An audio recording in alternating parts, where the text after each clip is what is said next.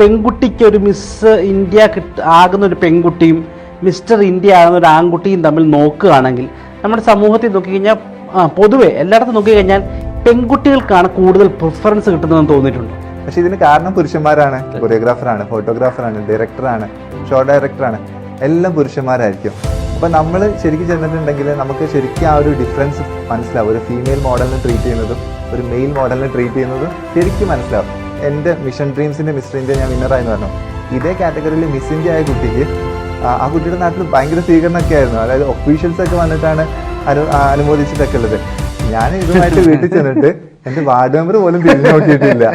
പിന്നെ നമ്മുടെ ഈ ഒരു ഫാഷൻ ഫീൽഡിലാണെങ്കിൽ കൂടുതൽ ഓപ്പർച്യൂണിറ്റീസ് ഫീമെയിൽ മോഡൽസിനാണ്. ഇപ്പോൾ അവർക്കുള്ള ഇപ്പോൾ കൊമേഴ്ഷ്യൽ മോഡലിംഗ് ആണെന്നുണ്ടെങ്കിൽ, കാറ്റലോഗ് ആണെന്നുണ്ടെങ്കിലും, പ്രിന്റ് മോഡലിംഗ് ആണെന്നുണ്ടെങ്കിൽ അവർക്ക് കുറേ പ്രൊഡക്ട്സ് ഉണ്ട്. അതായത് ബ്യൂട്ടി പ്രൊഡക്ട്സ്, ഡ്രസ്സ്, അതൊക്കെ. അപ്പോൾ ഫീമെയിൽ മോഡൽസിൻ്റെ ഒരു ഡിമാൻഡ് കുറച്ചധികം കൂടുതലാണ്.